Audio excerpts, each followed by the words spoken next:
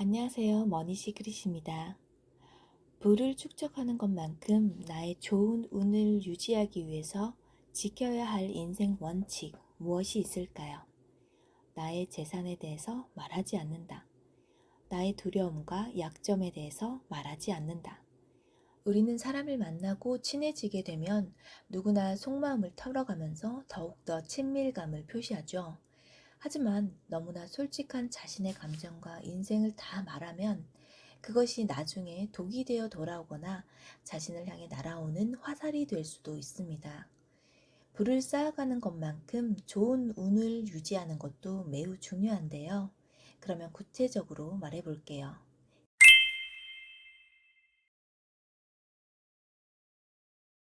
나의 가장 가까운 가족, 아내, 남편 이외의 사람에게 나의 큰 목표에 대한 이야기는 하지 않는 것. 나의 지극히 개인적인 사생활에 대한 것은 이웃이나 친구에게 절대 말하지 않습니다. 나의 재산에 대해서도 말입니다. 내가 어떤 계좌에 얼마 정도 적금이 있고 부동산이 있는지 주식이 있는지 말이죠. 나의 삶의 철학에 대해서 깊게 말하지 않습니다. 나의 가족 문제에 대해서 특히 안 좋은 것은 말하지 말아야 합니다. 나의 비밀 그리고 다른 사람의 비밀을 제3자에게 다른 사람에게 말하지 않아요. 그리고 나의 두려움과 약점에 대해서는 절대 말하지 않습니다. 왜 이것들을 말하면 안 되는지 저의 예를 통해서 간단하게 말씀드려 볼게요. 저는 남들과 달리 큰 목표가 있고 그것을 위해 매일 공부하며 배움을 멈추지 않고 있습니다. 2년 동안 300권 이상의 자기 계발서를 읽고 이제 블로그와 유튜브를 통해서 조금씩 정리해서 많은 분들께 나눠주고자 지금 이렇게 만들고 있어요. 그리고 재테크에도 관심이 많아서 여러 방면으로 어떻게 하면 내 재산을 불려나갈 수 있을지 매일 생각하지요. 어느 날 재테크에는 관심이 하나도 없던 제 친구가 고민을 털어놓더군요. 남편이 벌어다주는 월급만으로는 도저히 노후 준비까지 못하겠고 정말 아르바이트라도 해야 하나 하고 그런 고민을 하고 있었어요. 저는 이 친구가 이렇게 심각하게 고민을 말하기 전까지는 재테크 방법이라든지 내가 어떻게 재산을 불려나가고 있는지 저에 대해서 말한 적이 없었어요. 여러 번 만나서 이야기를 나눴어요. 부동산 이야기라든지 주식, 채권 여러 가지로 파이프라인을 구축하는 방법을 아주 긴 시간 며칠 동안 설명을 해주고 어떻게 하는지 방법도 알려주었습니다. 이 친구는 신세계를 만난 듯이 정말 신나게 제가 말해준 대로 그대로 따라했습니다. 친구는 어느 날 좋은 부동산을 찾아서 높은 수익률로 처분하고 꽤 쏠쏠하게 이익을 남겼어요. 근데 문제는 그 이후로 이 친구의 태도가 조금 달라지는 것이 보였습니다. 친구들과의 식사 자리에서 너는 돈도 많으면서 네가 계산해. 우리는 집 한 채지만 너는 여러 채잖아. 네가 우리들 중에 제일 부자니까 넌 그럴 능력 있고 그럴 만해. 웃으면서 말했지만 그 친구는 분명히 이런 식으로 저를 호구화시키는 거였어요. 결국 저의 좋은 마음으로 시작했던 도움은 이렇게 조금씩 이용당하고 웃음꼴이 된 거예요. 내가 돈이 있다고 자랑을 한 것은 아니지만 결국 그런 셈이 된 거죠.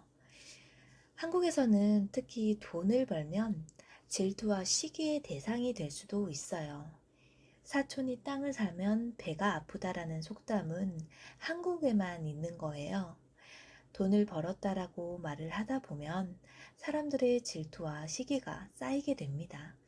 그러다가 하나의 작은 실수로 구멍이 생기면 그동안 쌓은 질투와 시기가 터지고 한순간에 무너지게 되죠.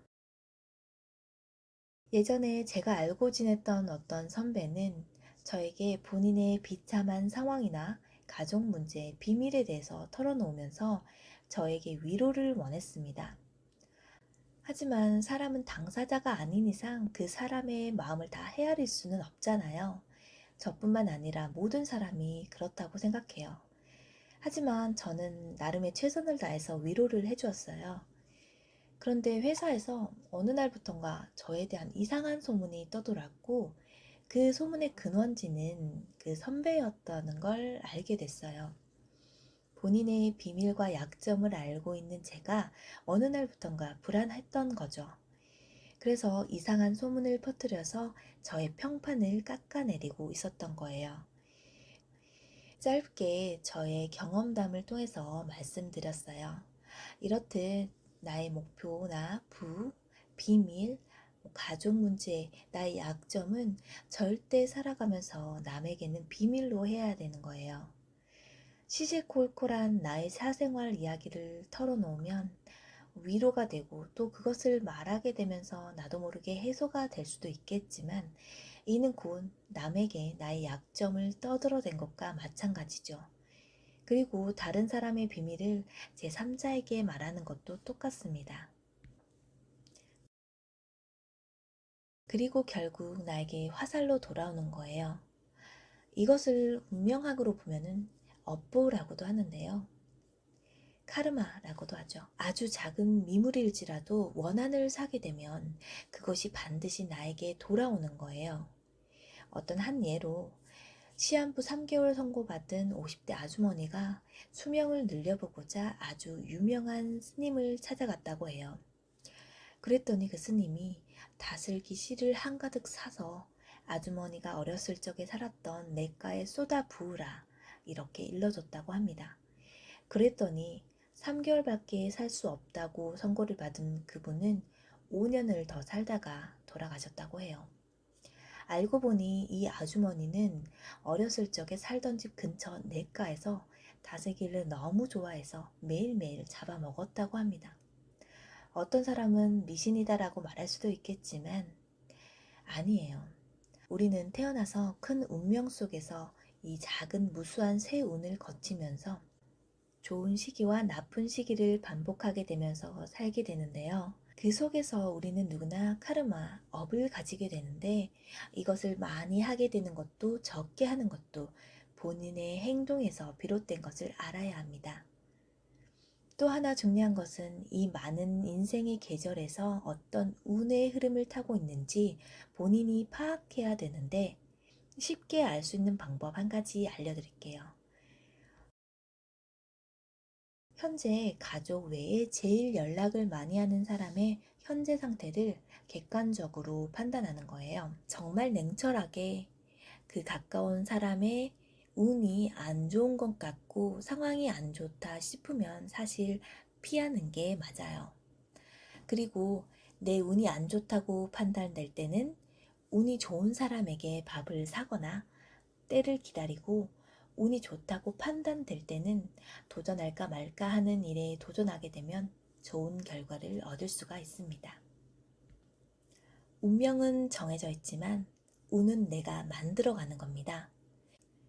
내 운을 깎아먹는 행동들 명심하시고 모두 좋은 운이 상승하길 바랍니다. 여러분의 모든 것을 응원합니다.